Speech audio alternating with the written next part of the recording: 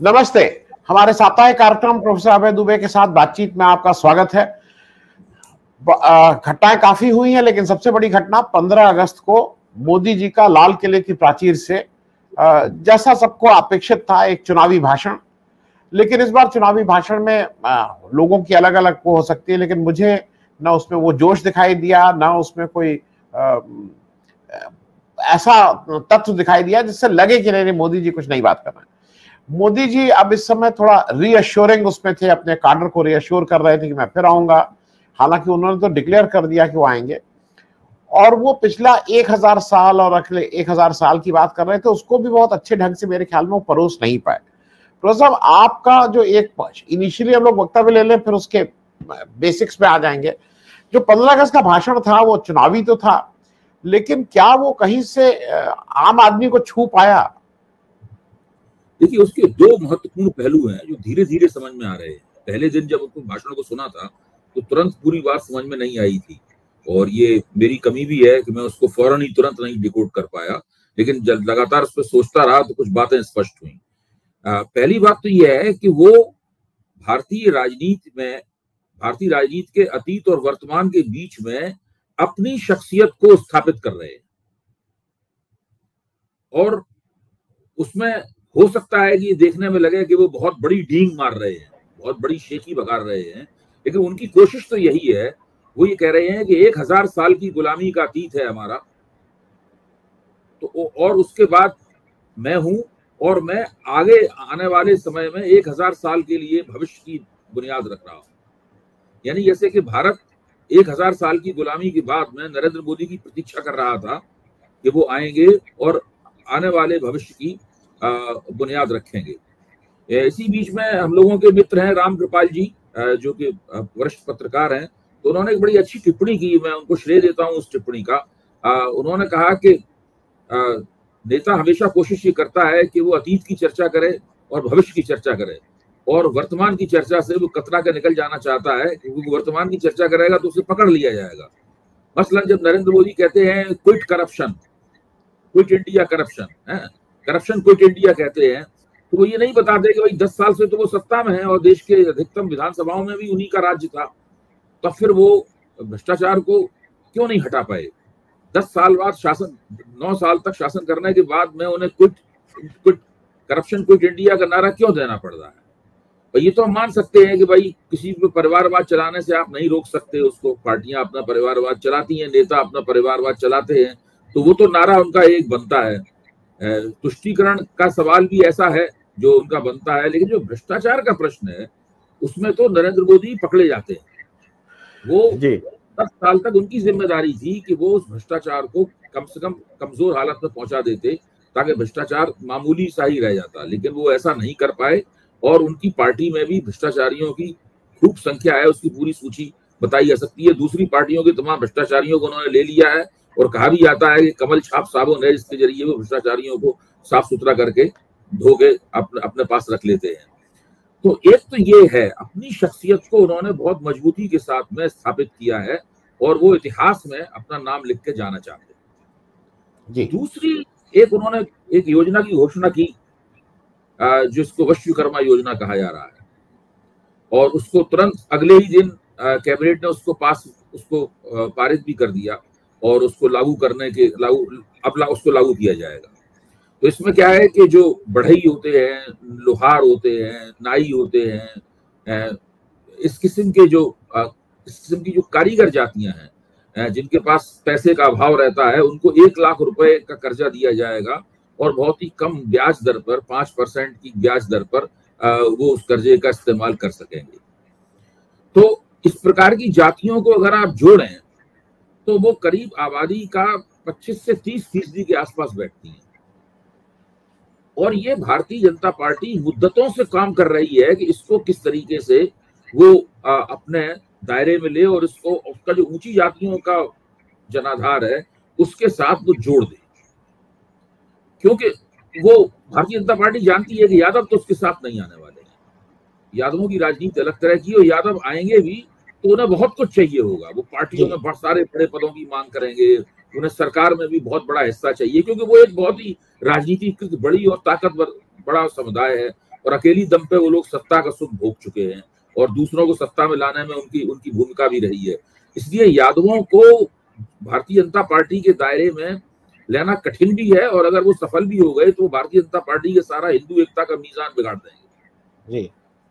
इसी तरीके से दूसरी जो ताकतवर जातियां हैं, जो पिछड़े वर्ग की जातियां हैं, उनके वो भी हैं जो कि स्थायी रूप से कोई नरेंद्र मोदी के साथ आने के लिए तैयार नहीं है।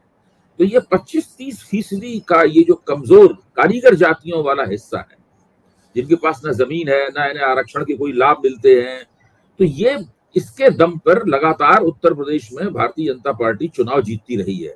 इसका एक इंडेक्स प्रोफेसर अनिल कुमार वर्मा ने बनाया था, जो कानपुर के हैं, और ईपीडब्ल्यू में उन्होंने इस इंडेक्स का प्रकाशन भी किया था कि जब इसका इंडेक्स बन जाता है तो ये ऊंची जातियों के साथ में मिलकर एक बहुत जबरदस्त फॉर्मिडेबल विनिंग कॉम्बिनेशन बनाते हैं। तो मोदी जी ने लोकसभा चुनाव के ख्याल से इसके ऊपर विश्वकर्मा योजना के जरिए एक जबरदस्त दांव मारा है। ये चीजें धीरे धीरे समझ में आती हैं। देखिए, इसके साथ आप रोहिणी कमीशन की रिपोर्ट को जोड़ के रखिए। रोहिणी कमीशन की रिपोर्ट भी 13 बार उसका समय बढ़ाया गया और अब जाके कहीं उसको सरकार को दिया गया। अभी भी रिपोर्ट प्रकाशित नहीं हुई है, लेकिन उसके कुछ आंकड़ों की झलक लोगों को मिलने लगी है। रोहिणी कमीशन की रिपोर्ट के पीछे भी यही मकसद था। लगभग ऐसा ही मकसद उस हुकुम सिंह कमेटी के पीछे था, जो कि राजनाथ सिंह जब उत्तर प्रदेश के अल्पकाल के लिए मुख्यमंत्री बने थे तब बनी थी। तो भारतीय जनता पार्टी बहुत लंबे अरसे से, यानी राजनाथ सिंह के जमाने से, समाज के इस हिस्से के ऊपर अपनी नजर टिकाए हुए है, क्योंकि उसको पता है कि ये लोग अगर किसी तरह भारतीय जनता पार्टी के हमदर्द हो गए तो उसको बहुत ही दूरगामी लाभ उसको मिलने वाला है। उसके वोटों में एक स्थायी बढ़ोतरी इससे होगी। मुझे लगता है कि ये एक बड़ी, फिर दूसरी उन्होंने कहा कि हम एक लखपति दीदियां बनाएंगे, तो उसमें भी ग्रामीण स्त्रियों को अपने वोटिंग आधार में शामिल करने की योजना उसके पीछे है। तो मुझे लगता है कि न केवल वो एक चुनावी भाषण था, न केवल मोदी जी ने अपनी शख्सियत को सबसे ऊपर उसमें स्थापित किया, वरन उन्होंने भारतीय जनता पार्टी का वोटिंग आधार बढ़ाने की भी जुगाड़ उस भाषण में की। जी जी, प्रोफेसर एक चीज और जरा समझाइए, और मैं इसलिए कह रहा हूं कि विवेक देव रॉय साहब का एक अभी मिंट में एक आर्टिकल आया और उसमें उन्होंने सीधे सीधे कॉन्स्टिट्यूशन को बदलने की बात कही है। हालांकि फिर ये आया कि नहीं ये उनके निजी राय हैं। अरे भाई, इकोनॉमिक अफेयर्स कमेटी के तुम चेयरमैन हो, आपके मतलब चेयरमैन के बाद अब ये कहना कि निजी राय हैं, ये इसका कोई मतलब नहीं है। और उनका वक्तव्य में और मोदी जी या बीजेपी के वक्तव्य में बहुत समानता है। उन सारे वक्तव्य में अमृतकाल की बात कर रहे हैं, उस सारे वक्तव्य में 370 की बात कर रहे हैं, यूसीसी की बात, गवर्नर के रोल को फिर कह रहे हैं, फिर राज्यसभा के ऊपर प्रश्न चिन्ह उठा रहे हैं। और इससे पहले रंजन गोगोई साहब से भी ये प्रश्न उठाया गया था। आपको क्या लगता है कि ये बेसिक बात अब कॉन्स्टिट्यूशन बदलने की बिल्कुल तेज धीरे, अभी तो वाटर टेस्ट किया है, कह दिया हमसे मतलब नहीं। दो चरण है जो भारतीय जनता पार्टी के बुद्धिजीवियों में और भारतीय जनता पार्टी के जो बौद्धिक समर्थक हैं, उनके मन के अंदर हमेशा एक खास संविधान को लेकर रहती है। और ये अटल बिहारी वाजपेयी जब देश के प्रधानमंत्री थे तो उन्होंने संविधान की जांच पड़ताल करने के लिए एक आयोग भी बनाया था। अगर वो 2004 में चुनाव नहीं हार जाते तो वो आयोग आगे जारी रहता और हो सकता है कि संविधान बदलने का कोई तैयार शुदा प्रस्ताव हम लोगों को देखने के लिए मिलता। और शायद जस्टिस वेंकट चलैया वाला शायद। जी हाँ, सुभाष कश्यप वगैरह सब लोग थे उसके अंदर। जी। तो अब उसमें क्या है कि लेकिन जब 10 साल तक कांग्रेस का शासन रहा, इस बीच में राष्ट्रीय स्वयंसेवक संघ ने देखा कि संविधान हिंदू राष्ट्र बनाने में कहीं से बाधक नहीं है। संविधान अपनी जगह बना रह सकता है और वो हिंदू एकता बनाने की मुहिम में कामयाब हो सकते हैं। और काफी हद तक वो लोग अपने प्रभाव क्षेत्र में कामयाब भी हुए। इसलिए नरेंद्र मोदी ने जैसे ही प्रधानमंत्री बने और संसद में घुसते समय उन्होंने अपना मत्था टेका संसद की सीढ़ियों पे और उन्होंने साफ तौर पे कहा कि हमारे लिए एकमात्र धार्मिक पुस्तक तो भारत का संविधान है। तो लेकिन इसके बावजूद भी जब उन्होंने 10 साल तक शासन चलाया तो उनकी शासन चलाने की जो विधि थी, तो उनको कई बार लगा कि उनको मुश्किलें हो रही हैं, जो वो चाहते हैं वो नहीं कर पा रहे हैं। कभी राज्यसभा में पूरा उनका बहुमत नहीं है, कभी सुप्रीम कोर्ट का कोई जजमेंट उसमें अड़ंगा डाल देता है, कभी कुछ हो जाता है, कभी कुछ हो जाता है। और उनकी थीसिस ये है कि जो कार्यपालिका है, यानी जो उसको और भी ज्यादा आप साफ और शब्दों में कहें, यानी जो सरकार है, सरकार जो है, सरकार सर्वोपरि है। जी।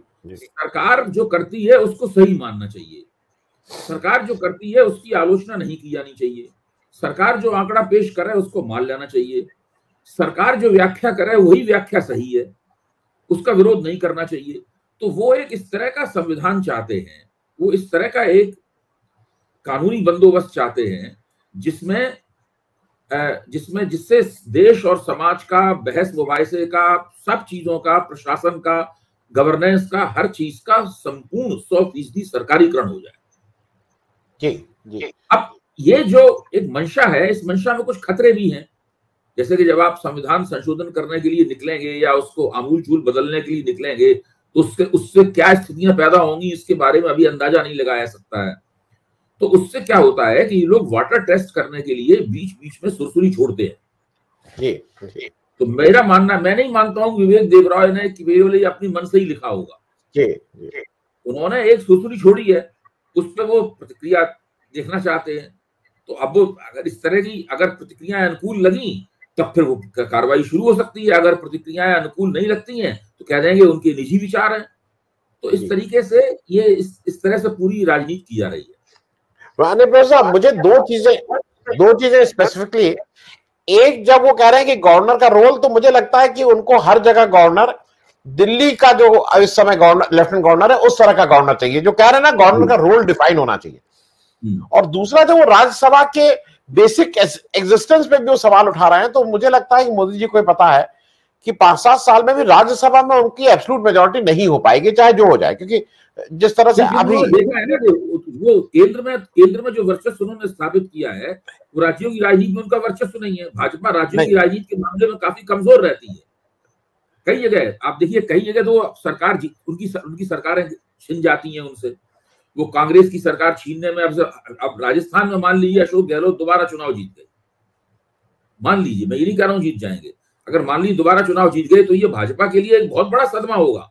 उससे कांग्रेस के पक्ष में बहुत बड़ा माहौल बनेगा कि भाई आप एक कांग्रेस की सरकार दोबारा आ गई। अब अगर छत्तीसगढ़ में माना जा रहा है कि भूपेश बघेल को भाजपा चुनाव हरा ही नहीं सकती है, बहुत पीछे है भाजपा उससे, और मध्य प्रदेश में भी भाजपा के खिलाफ बहुत एंटी इनकम्बेंसी है, 20 साल की इनकी जो शासन रहा है उससे लोगों में बड़ी थकान है। तो राज्य अभी कर्नाटक में हार चुके हैं, हिमाचल प्रदेश में हार चुके हैं, गुजरात में जरूर बहुत जबरदस्त रूप से जीते थे, लेकिन उसकी कुछ विशेष परिस्थितियां थी। जो भी हो, राज्यों की राजनीति में भाजपा अभी तक अपना सिक्का नहीं जमा पाई है। वो मुश्किल से ही राज्यों की राजनीति में जीत पाती है और अपनी नाक बचा पाती है। केंद्र में जो उसका सिक्का है वैसा राज्यों में नहीं चल पाया है। उनके पास नेता भी नहीं है, अच्छे मुख्यमंत्री भी नहीं है उनके पास।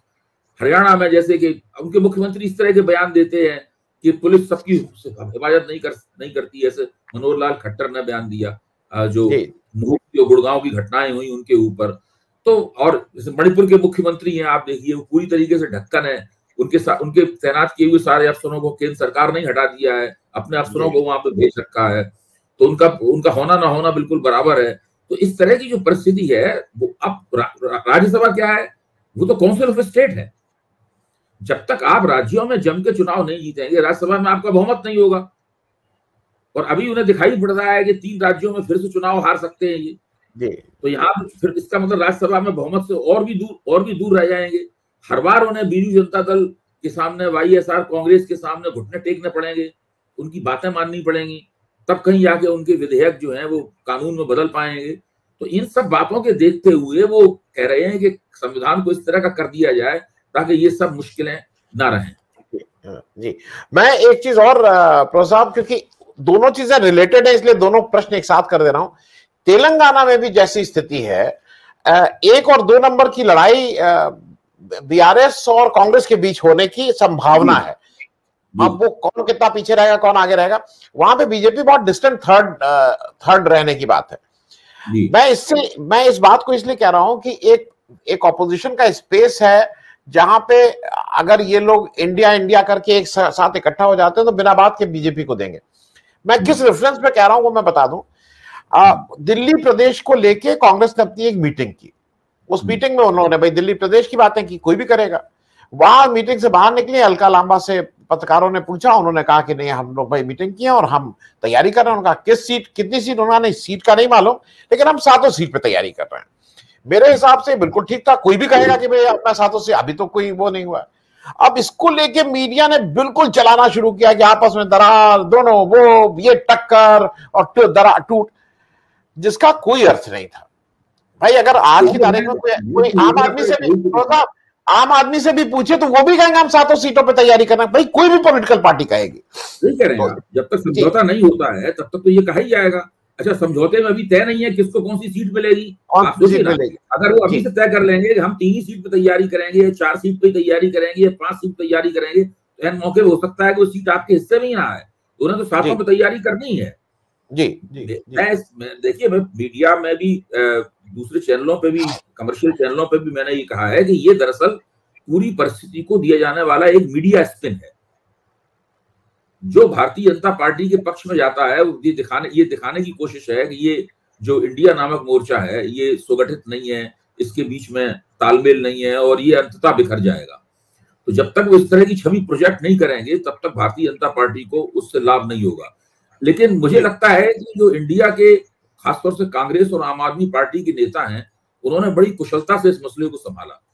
भाई दीपक बावरिया ने अपना बयान जारी किया कांग्रेस की तरफ से, आम आदमी पार्टी की तरफ से सौरभ भारद्वाज ने बयान जारी किया, और मेरे नामाराशी जो अभय कुमार दुबे जो कांग्रेस के राष्ट्रीय प्रवक्ता हैं, जब उनके सामने ये बात रखी गई, मैं भी इस बहस में था, तो उन्होंने साफ तौर पे कहा कि देखिए हम राज्यों के स्तर पर इस तरह की परिस्थितियां हैं कि किसका प्रभाव क्षेत्र क्या है, लेकिन चूंकि हमें एक बड़ी लड़ाई जीतनी है इसलिए हम सब लोग मिलजुल कर सब फैसले करेंगे।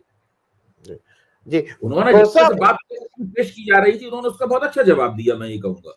तो वो बात संभल गई ये। और अभी देखिए इस तरह के बहुत सारे मीडिया की तरफ से प्रायोजित किस्म के स्पिन दिए जाएंगे। जी नहीं, उसी स्पिन पे मैं जरा 2 चीजें एक साथ पूछ ले रहा हूं, क्योंकि इंडिया का एक खतरा भी है इंडिया में कि ऑपोजिशन का बिना बात के बीजेपी को स्पेस दे दिया जा रहा है। जो बार बार हो रहा है ना कि एक ही कैंडिडेट, हो सकता है कि एक कैंडिडेट कई जगह की जरूरत ना हो। भाई क्यों बीजेपी अगर डिस्टेंट 3rd 4th 5th पे है तो केरल में क्या है, एक कैंडिडेट होगा। केरल में सामने सामने लड़ाई होनी चाहिए, वहां बीजेपी है नहीं, क्यों एक कैंडिडेट। मैं इससे एक और चीज साहब, दोनों चीजें एक साथ पूछ लूं। एकदम से बीजेपी ने मध्य प्रदेश और छत्तीसगढ़ के एमएलए उम्मीदवार अनाउंस क्या कम्युनिकेट कर रही है? देखिए इसके पीछे जब बहुजन समाज पार्टी चुनाव से बहुत पहले अपने उम्मीदवारों की घोषणा कर देती थी और उम्मीदवार अपना प्रचार कार्य भी शुरू कर देते थे, तो भारतीय जनता पार्टी उस रवैये की बड़ी आलोचना करती थी। अब भारतीय जनता पार्टी भी ऐसा कर रही है और ये बताया गया है उसी की तरफ से कि वो सीटें हैं जहां पर उसकी स्थिति कमजोर है। उस सीटों पर तो भाजपा कभी जीती नहीं है, तो उन्होंने वहां पर अभी से अपने उम्मीदवार घोषित कर दिए। अब जरा आप इस बात को सोचिए कि इसके लाभ होंगे भारतीय जनता पार्टी को, नुकसान होगा भारतीय जनता पार्टी। इस हमेशा पहले करने में एक तो ये होता है कि तुरंत गुटबाजी शुरू हो जाती है पार्टी, और वो गुटबाजी बड़ी नेगेटिव किस्म की, नकारात्मक किस्म की गुटबाजी होती है। अगर आप उम्मीदवार घोषित नहीं करते हैं और चुनाव की तारीखों का ऐलान करने का इंतजार करते हैं तो सबको उम्मीद होती है कि भाई उनको टिकट मिल सकता है। अब यहां तो सबकी उम्मीद पे आपने पानी फेर दिया। आपने एक आदमी को टिकट दे ही दिया घोषित रूप से। टिकट आपने टेक्निकली नहीं दे सकते, लेकिन आपने कह दिया किसी को टिकट मिलेगा, तो बाकी लोग तो बिल्कुल ये साबित करने में जुट जाते हैं कि ये आदमी सही नहीं है और देखिए ये मुंह के बल गिरेगा और हारेगा, उसकी टांग खींचने में जुट जाएंगे लोग। मुझे नहीं लगता कि इससे भाजपा को कोई लाभ होने वाला है। और ऐसा नहीं है कि भाजपा जहां कमजोर थी पहले उम्मीदवार घोषित कर देने से भाजपा वहां पर मजबूत हो जाएगी। अब भूपेश बघेल के मुकाबले उन्होंने विजय बघेल को टिकट दिया, दुर्ग के सांसद को। विजय बघेल ने एक बार भूपेश बघेल को चुनाव भी हराया है, लेकिन 3 बार उनसे चुनाव हारे भी हैं वो। तो ये सब जो भाजपा कर रही है, मुझे नहीं लगता इससे कोई बहुत ज्यादा विश्वास पैदा होता है छत्तीसगढ़ और मध्य प्रदेश के संदर्भ में। और आप राजस्थान में देखिए, राजस्थान में जो चुनाव समिति बनी है उसमें से गजेंद्र शेखावत को भी निकाल दिया गया है, वसुंधरा राजे को भी बाहर कर दिया गया है उस चुनाव समिति से। एक तो मुझे लगता है कि इन 3 राज्यों में, तेलंगाना के बारे में बता ही चुके हैं कि भाजपा वहां पर काफी तीसरे नंबर पे है। इन 3 राज्यों में भाजपा अभी कील कांटा अपना दुरुस्त नहीं कर पा रही है। जी, मैं इसी में एक चीज और कहूंगा। मैं भी कई लोगों से कल बात हुई, लोगों को ने बहुत, एक आम आदमी को यह भी ठीक नहीं लग रहा है जो विजय भाई, वो ऑलरेडी एमपी हैं, उनको घर में लड़ाई कराने का जो एक बीजेपी का फॉर्मूला होता है ना कि इनको इनसे लड़ाओ, इनको इनसे लड़ाओ, पंकजा मुंडे, मतलब ये जो एक फॉर्मूला है वो भी कहीं ना कहीं लोगों को अच्छा नहीं लगा है कि क्या जरूरत है।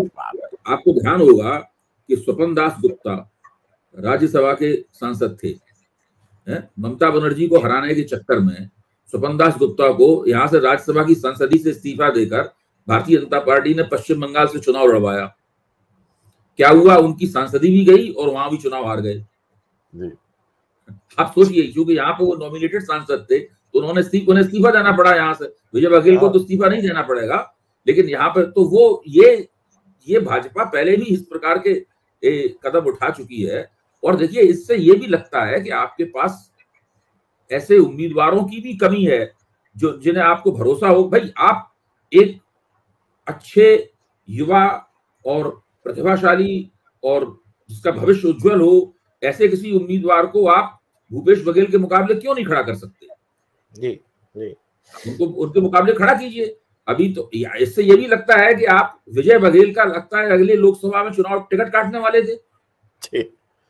अब आप सोचिए, जो पाटन कॉन्स्टिट्यूएंसी है, वो कॉन्स्टिट्यूएंसी दुर्ग लोकसभा क्षेत्र में आती है जी। और जब लोकसभा का वोट पड़े थे उसमें पाटन में भाजपा ने पीछे छोड़ दिया था कांग्रेस को। जाहिर है कि छत्तीसगढ़ में तो बहुत अच्छा नतीजा रहा था उसमें, तो वो एक उस वक्त लहर चल रही थी, बालाकोट स्ट्राइक वगैरह का तमाम फायदा मिल रहा था भारतीय जनता पार्टी को।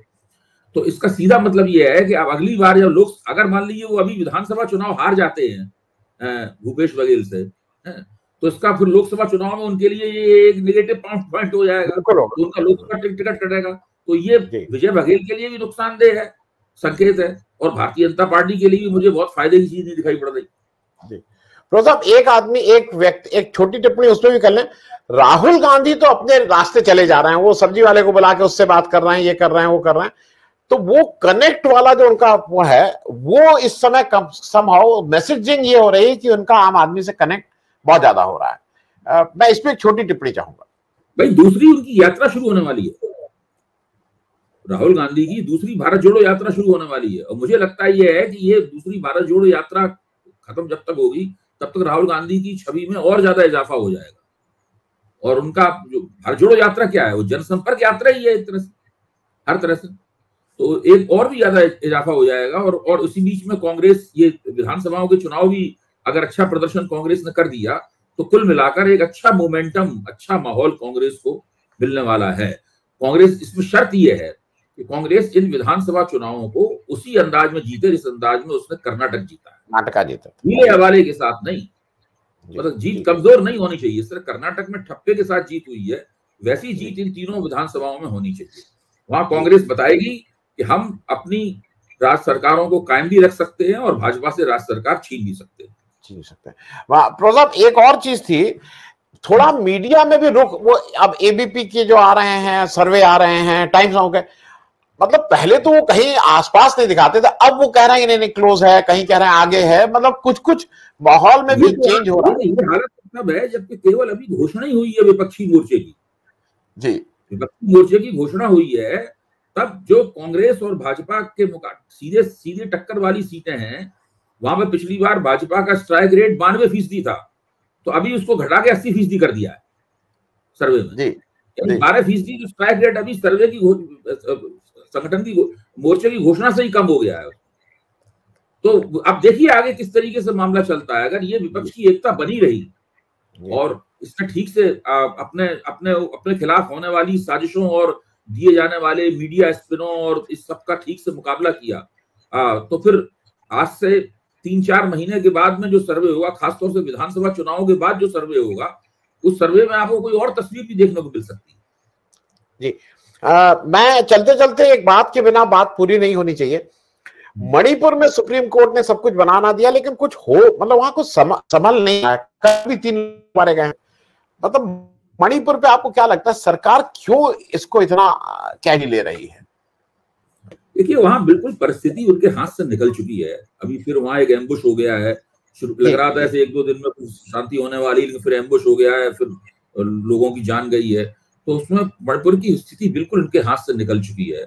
और मणिपुर के सवाल पर इस सरकार का जो राजनीतिक निकम्मापन है उसकी पोल फिर खुल चुकी है। मणिपुर अब एक राष्ट्रीय प्रश्न बन चुका है। दिल्ली विधानसभा में मणिपुर में चर्चा हो रही है, अखिलेश उसको उत्तर प्रदेश विधानसभा में उठा चुके हैं, और अब सब जगह लोग मणिपुर के ऊपर सोच रहे हैं। और मैं कह भी चुका हूं, आपके मंच पर भी कह चुका हूं कि विपक्ष ने इस मुद्दे पर विश्वास प्रस्ताव लाकर लोकतंत्र की बड़ी सेवा की है और राष्ट्रीय एकता की भी बहुत बड़ी सेवा की है। जब उत्तर पूर्व के बारे में सारा देश चिंतित होगा तभी तो राष्ट्रीय एकता सही मायनों में स्थापित होगी। जी, और अगर ये इसी तरह रहा तो आपके हिसाब से ये मुद्दा रहेगा इलेक्शन में, ये भी एक मुद्दा रहेगा मणिपुर? भाई मणिपुर देखिए बहुत सारे मुद्दों पर पब्लिक ऐसा बोलती नहीं है, लेकिन पब्लिक के मन में कहीं ना कहीं तो बात ये है ही। मैंने फौज के रिटायर्ड जो बड़े अफसर हैं, जो मेजर जनरल वगैरह हैं, जो हमेशा नरेंद्र मोदी और भाजपा की प्रशंसा ही किया करते थे, मैंने निजी बातचीत में बहुत ज्यादा कठोर आलोचना करते हुए सुना है। कम से कम 2 मेजर जनरलों से मेरी बातचीत हुई है, जो कि सुरक्षा विशेषज्ञ के तौर पर टीवी पे अक्सर आते हैं। आप उन्हें निजी तौर पे भी जानते हैं, मुझे पक्का यकीन है। और वो उनसे मेरी बात हुई तो उन्होंने बहुत विस्तार से कहा कि बताया कि सरकार ने इसमें मणिपुर में क्या क्या गलतियां की हैं। तो धीरे धीरे अंदर खाने जब आलोचना पनपने लगती है तो वो ज्यादा नुकसानदेह होती है, बजाय इसके कि वो राजनीतिक रूप से वैसे फूट पड़े। जी बहुत बहुत धन्यवाद प्रो साहब चर्चा में भाग लेने के लिए और पूरे हफ्ते का ब्यौरा एक बार फिर से समझाने के लिए। थैंक यू सो मच, धन्यवाद।